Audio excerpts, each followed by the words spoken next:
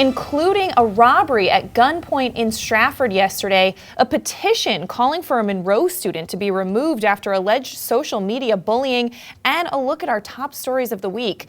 Donald Ang filling in today for Frank Granito with your Nutmeg Sports Update and a look at the forecast. And as always, later on, Don will give us a look back on this day in history. But first, on to today's news. A woman making a deposit at a Stratford bank was robbed at gunpoint Thursday morning, and Stratford police are trying to find the man who robbed her. Police responded at about 8:15 in the morning to TD Bank branch on Ferry Boulevard near Main Street. Police said a woman was making a cash deposit when she was approached by a white male with a handgun. Police said the man stole about $2,000 from the woman and fled the scene in a waiting gray Lexus RX 330 bearing the Connecticut license plate 885TTA. The car was being driven by a black male and was reported stolen in Bridgeport back on January 3rd. That robbery is still under investigation. And in other news, Kyle Navin, who is on trial for the murder of his parents, has had his court case continued until February 16th. Navin appeared in Bridgeport Superior Court on Thursday to decide whether to take a plea deal offered by the court. However, after a meeting held in private by the judge, prosecutor, and Navin's attorney, that case was continued. No details about the plea deal have yet been released. 28-year-old Navin is charged with 2 counts of murder and 1 count of murder with special circumstances in the shooting deaths of his parents, Jeffrey and Jeanette Navin of Easton, former longtime residents of Weston. He has pleaded not guilty to the charges and is being held on a $2.5 million bail. His girlfriend, Jennifer Valiente, is also charged with conspiracy to commit murder and hindering prosecution for helping Navin plan and cover up the deaths. She's being held on a $2 million bond and has a court date on February 14th. You can get more on that story at thewestonforum.com. And in other news, within a few days of being posted, a petition to move one of Massac High School's students to an alternative school due to alleged social media bullying has received more than 2,000 signatures. Our own Monroe Courier reports this week that the petition calls for the student, who is a minor, to be removed from the Massac community due to his alleged involvement with the social media attack on special needs students and African Americans. The petition includes some screenshots of posts made by the student on their Instagram account, which features offensive comments about individuals with special needs and race. The petition reads in part, "As a community, we understand the challenges that our special needs students face every day, and we strive to see them succeed and most of all see them happy and provide an everyday oasis free of judgment and alienation." That petition, which is directed to the Monroe Board of Education Massac's principal, Joe Cosba, and Vice Principal Mark Schwartz, demands that the school take action against that student. While Cobza said that he can't comment on the specifics of the situation, he said that the school's working to resolve it. He said, "We're working with a number of different agencies in town to get to the bottom of the situation," and he said he'll provide updates as they become available. The Courier also contacted Monroe Superintendent Jim Agostine about the petition, and he said he could not comment on the individual student's situation. More on that story at monroecourier.com. And a former meteorologist at a Connecticut television station has pleaded guilty to child pornography charges. The Record Journal reports that 33-year-old Justin Goldstein pleaded guilty last week to second-degree possession of child pornography. Under a deal with prosecutors, Goldstein has agreed to serve 3 years of a 10-year sentence, followed by 10 years of probation. His sentencing is scheduled for March 17th. Goldstein remains free on a $200,000 bond. He worked for WTNH in New Haven. He was suspended after his arrest in July, and a station executive says he no longer works there. Police started investigating after video files of suspected child porn were downloaded from Goldstein's internet account. Authorities say they found child porn on computers and other devices at his Hamden home. And in other news, State Department of Motor Vehicle offices will close at 12:30 today for the Martin Luther King holiday. The offices will reopen at 7:45 in the morning on Tuesday. That 12:30 p.m. closing today also affects the DMV photo licensing centers and satellite office at the Derby train station, so something to be aware of for the weekend. And Hearst, Connecticut media is reporting this week that Tim Herbst, first selectman of Trumbull, has filed exploratory papers with the State Elections Enforcement Commission for a potential 2018 run for statewide office, including governor and treasurer. 36-year-old Herbst lost a close race for treasurer to Democrat Denise Napier back in 2014 and has been eyeing a return to the statewide arena ever since. He joins Danbury Mayor Mark Ballin and Fairfield Republicans Peter Lamage and Tony Wong in kicking the tires on a run for higher office. Lamage ran for Secretary of State in 2014, and Wong is a state senator. But let's switch gears now and throw it over to Donald Eng for a look at the forecast. Don, happy to have you in. Well, thanks, Kate. Happy to be here. Unfortunately, though, I'm not quite as happy about the fact that the warm weather spell that we've had the last couple days appears to be coming to a close. Cooler out there today and heavy winds. An expected high of about 44, but it's going to feel closer to freezing. Wind gusts could reach about 30 miles an hour. For tonight, it's going to be mostly clear, but then increasingly cloudy this evening. Temperatures will drop into the teens. Cold again tomorrow with an expected high of about 31 degrees. Although what looked like another snow-filled Saturday is now showing no sign of precipitation. It should be cloudy from dawn to dusk. A low overnight, about 28 as we head into Sunday morning. When it warms up a little bit, temperatures into the high 30s, maybe the 40s on Sunday. Mostly sunny. Some late afternoon clouds moving in, and then a partly cloudy Sunday night, low of about 20 degrees, and then a sunny start to the week next week. It's going to do it for this weather update. We send it back to Kate. All right, thanks so much, Don. Well, we are going to step out for a break, and when we come back, Don will take a look back on this day in history. He also has your Nutmeg Sports update, and we have a lot more local news, including Darien getting ready for a refugee family. That and a lot more coming up after this. Want a new experience in car buying? No aggravation, no confrontation, just answers to all your questions. Scap Chrysler Dodge Jeep Ram. Car buying the way you want it to be. With one of the largest selections of new 2- and 4-door Jeep Wranglers available, we are Connecticut's Wrangler headquarters. Located in Fairfield, Connecticut, we're easy to get to. Just 2.5 miles off the Merritt Parkway, exit 44 via Route 58 South. Save thousands right now during the Start Something New sales event, now through January 31st. While there's still a bite out on the water, most anglers have decided to stow the gear for the winter. Just because Mother Nature isn't cooperating doesn't mean you can't see the latest models of all your favorite gear. With 2 convenient locations, it couldn't be easier to get your fix of summer. Boater, beach bum, fisherman, or simply love the New England coast, this is a unique place to shop. The Dock Shop, 51 Tokenique Road, Darien, 609 Riverside Avenue, Westport, or on the web, dockshop.com. Have a sports injury or slip and fall that needs immediate care? Coastal Ortho Express Urgent Care gives you direct access to an orthopedic specialist fast, without an appointment. Basketball, hockey, skiing, whatever the sports injury is, sprain or fracture, Coastal Ortho Express can help. Coastal Ortho Express Urgent Care, open Monday through Saturday, now in 2 locations. The iPark building at 761 Main Avenue in Norwalk and 36 Old Kings Highway South in Darien. Or go to coastalorthoexpress.com, like them on Facebook.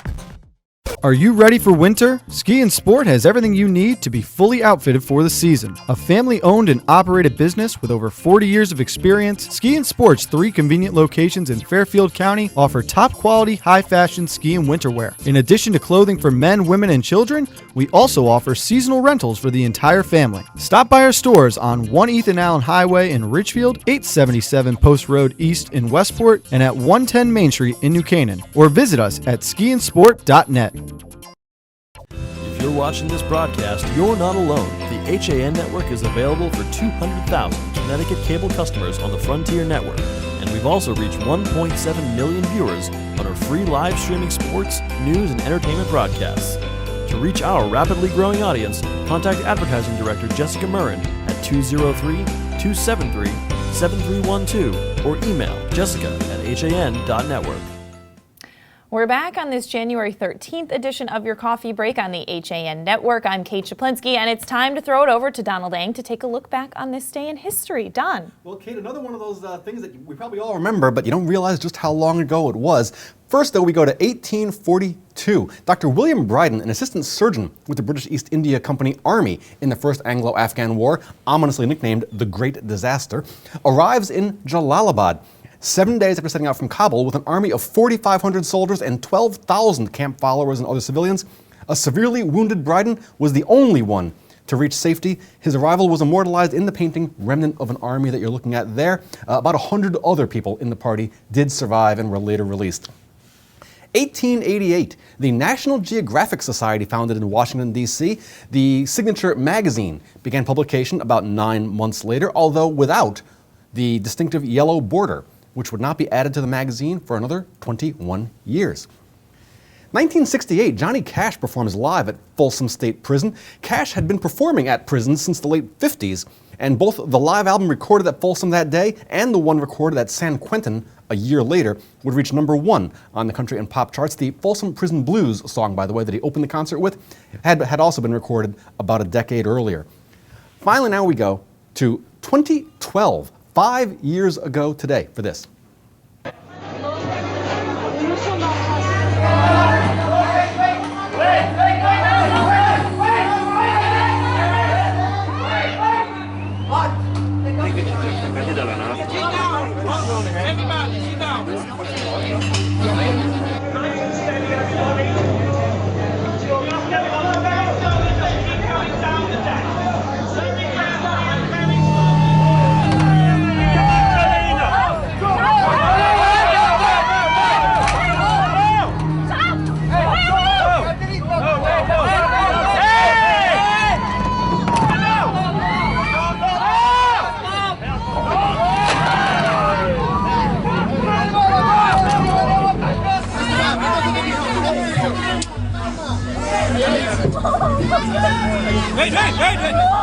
That was passenger footage showing the panic and chaos on the passenger cruise ship Costa Concordia, which ran aground and sank 5 years ago today off the coast of Italy. 32 people lost their lives in the disaster. Captain Francesco Schettino was sentenced to 16 years of prison for his recklessness and for abandoning the ship during the evacuation, but he remains free pending appeal. That is your look back in history for today, January 13th, and I'm Donald Ing. All right, Don, I wish we could have played some of the Johnny Cash Folsom Prison audio, but I think we definitely get copyright for that. I would think so, yes. We would get a sternly worded memo about that. Yes. Well, Frank Granito is down county right now getting ready for tonight's boys basketball game at West Hill, so you are also going to bring us a Nutmeg Sports update. Yes, thanks. Looking around at the FCX scoreboard from last night, we start with girls basketball. Norwalk beat Ward 54-50. Darien beat Brian McMahon 59-43.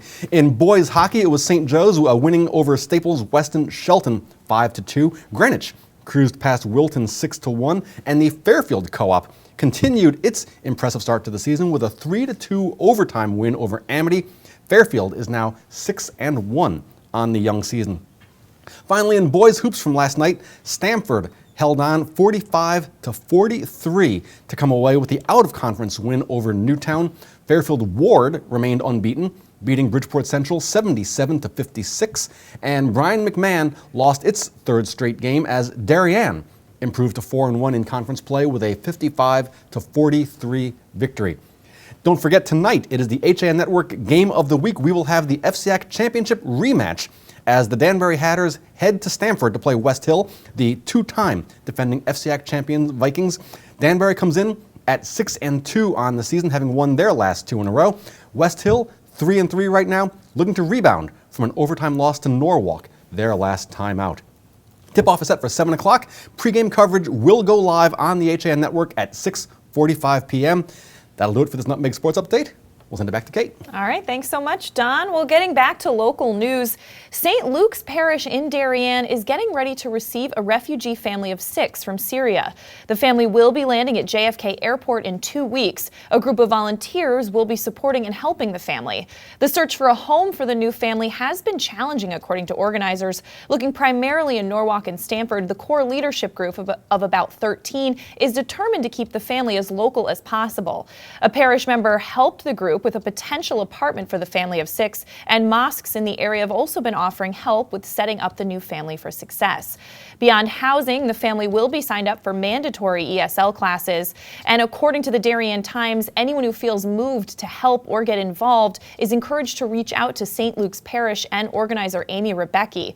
The search for employment for the parents is ongoing, and any help at all in that area is welcome. Much more on that story at DarienTimes.com. And the New Canaan School District wants to be prepared to meet the needs of refugees from war-torn countries in case they enter the school system as they have in other area towns. Educators are requesting a new case manager for English as a second language in the 2017-2018 budget.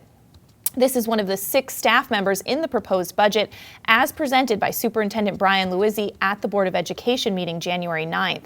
In a follow-up interview with the New Canaan Advertiser, Luizzi said that another dimension to the story is the refugees we're seeing in surrounding towns. They're moving in because of the generosity of people hosting them, and that's a possibility certainly for us in New Canaan.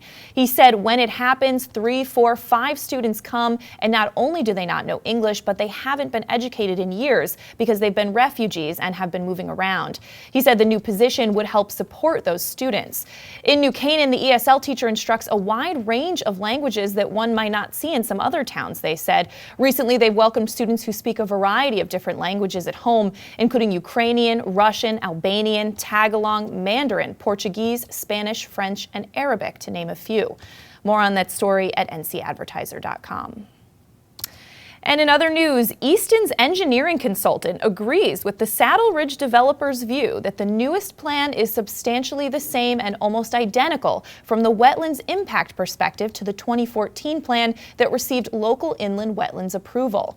Whether a new wetlands application should be filed for the latest proposal is a point of contention between the developer and opponents. The developer has chosen not to do so, relying on the 2014 wetlands approval for an earlier plan by the Town Conservation Commission. But the commission chairman and some residents fighting that plan think a new wetlands application is needed. Attorney Ira Bloom, who represents the P&Z, said it's up to planning and zoning to decide whether the earlier wetlands approval is sufficient based on how any changes in the newest proposal would affect wetlands. More on that story at eastoncourier.com.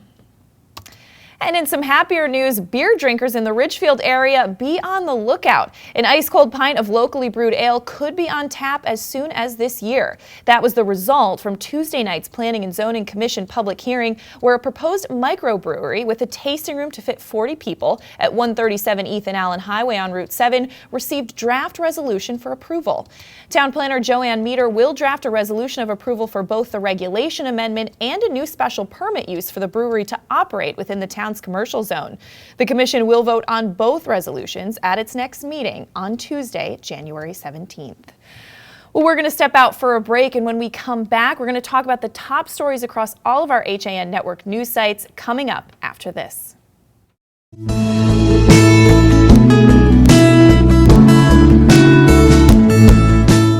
At the Milford Bank, we offer an extensive selection of lending products and services to meet virtually any need. Submit your application online in our Mortgage Web Center.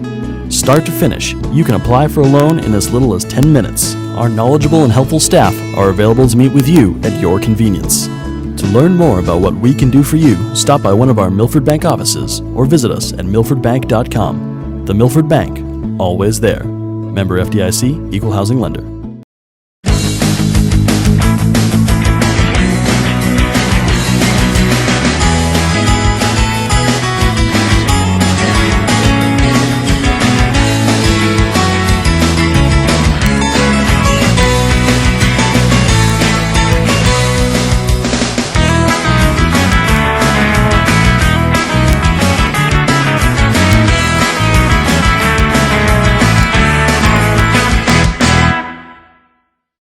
It's all about meeting goals this year, and Trinity CrossFit of Ridgefield has experienced trainers, top-of-the-line equipment, and a newly renovated space to help get you there. Offering more classes per day than any other CrossFit gyms in the area, we cater to all fitness levels. Our coaches have a combined 10 years of experience in CrossFit, and as competitors themselves, Trinity coaches can get you ready for competition in 2017. Stop by our grand opening bash on Saturday, January 14th at 9 a.m. Visit our convenient location on Route 7, Danbury Road, or find out more at trinitycrossfit.com.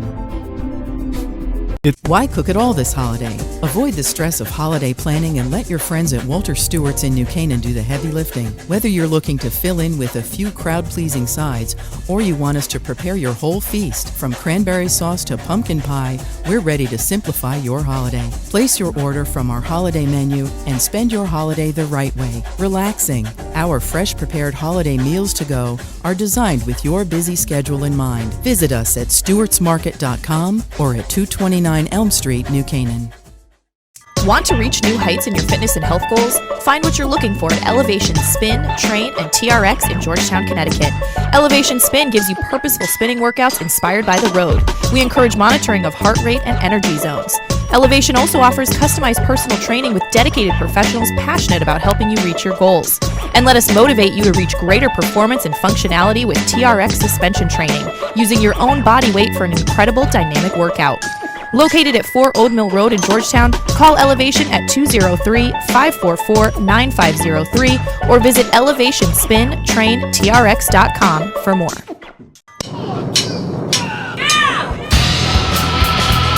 I'm Frank Granito. And I'm Donald Ng for the HAN Network.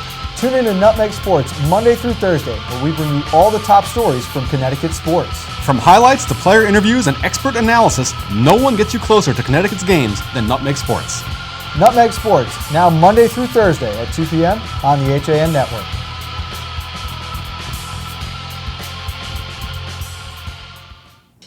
We're back on this Friday edition of your Coffee Break on the HAN Network. I'm Kate Czaplinski, bringing you a rundown of the top stories across all of our HAN Network news sites this week. One of those stories is one we brought you earlier in the show, and that's that within a few days of being posted, a petition to move one of Massac High School's students to an alternative school due to alleged social media bullying has reached more than 2,000 signatures.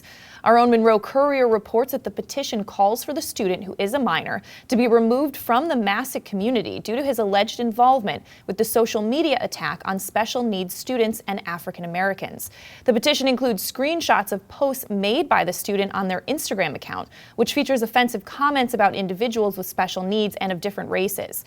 The petition reads in part, "As a community, we understand the challenges that our special needs students face every day, and we strive to see them succeed and most of all, see them happy and provide an everyday oasis free of judgment and alienation."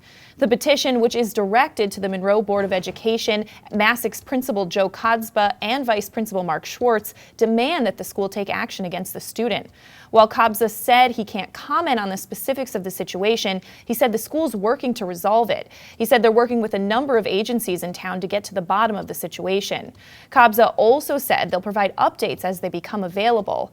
The Courier also contacted Monroe Superintendent Jim Agostine about the petition, and he said that he couldn't comment on the individual student's situation. More on that story at monroecourier.com. Another of our most read and commented on stories of the week was that a Ridgefield man died of an overdose in Torrington last week. The 29-year-old Ridgefield man died from a suspected drug overdose last Thursday night, according to a report from the Register-Citizen. Torrington Police Lieutenant Bart Barron told the Register-Citizen that the man, now identified as David Anderson, was pronounced dead at the scene after his roommate in a halfway house had found him unresponsive and called 911.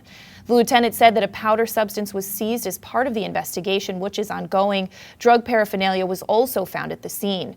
According to several Facebook posts from friends of the victim, the Ridgefield native overdosed on heroin and had been battling substance abuse for several years.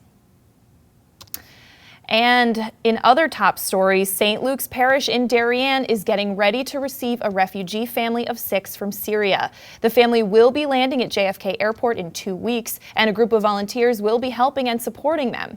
The search for a home for the new family has been challenging. Looking primarily in Norwalk and Stamford, that core leadership group of about 13 is determined to keep the family as local as possible. A parish member helped the group with a potential apartment for the family of 6, and mosques in the area have also been offering help with setting up the new family for success. Beyond housing, the family will be signed up for mandatory ESL classes, and anyone who feels moved to help or get involved is encouraged to reach out to St. Luke's Parish in Darien and organizer Amy Rebecki. The search for employment for the parents is ongoing, and any help at all is welcome. You can get more on that story at DarienTimes.com. And in Weston, a well-known white clapboard home with green shutters sitting prominently behind a stone wall in the center of Weston has a new owner. Weston businessman Jess DePasquale purchased the home at 48 Norfield Road from Fairfield County Bank for about $609,000 at the end of December. The property was much in the news over the past few years as two different Weston First Selectmen attempted to buy it on behalf of the town but fell short. Until the sale, DePasquale, the property had been vacant since 2012 when it was foreclosed on by Fairfield County Bank. Before that, it was owned for many years by members of the Guidera family and served as a law office for George Guidera, a former Weston First Selectman. The 5-bedroom center hall style farmhouse was built in the 1830s, but you can get a lot more on that story at thewestonforum.com. And finally, our top story of the week is our HAN Network poll for Athlete of the Week, sponsored by Danbury Orthopedics and OrthoCare Express. You can still make your picks among the 8 high school athletes at HAN.network. Those winners will be announced Monday on Coffee Break at 11, so be sure to check it out. Let's switch gears now and throw it over to Donald Ang for one final look at the forecast. Don. I always love seeing those high school athletes really get their recognition. Awesome. That's really the most fun part of the week. Cool day out there today. Heavy winds will break up this recent warm spell we've been enjoying. Expected high of about 44 degrees, but that will feel closer to 30 with wind gusts as high as 30 miles an hour. Mostly sunny skies early on today, and then increasing cloud cover as we approach the evening and overnight when temperatures will drop into the teens. Cold again tomorrow with a high of 31, and what originally looked like another snowy Saturday is now showing no sign of precipitation. Cloudy skies from dawn to dusk, a low of 28 overnight into Sunday morning. A warmer day on Sunday, temperatures in the high 30s, possibly the low 40s. Mostly sunny during the day with some late afternoon clouds moving in. Partly cloudy overnight and a low of 20 degrees before a sunny start to next week on Monday. That's going to do it for this weather update.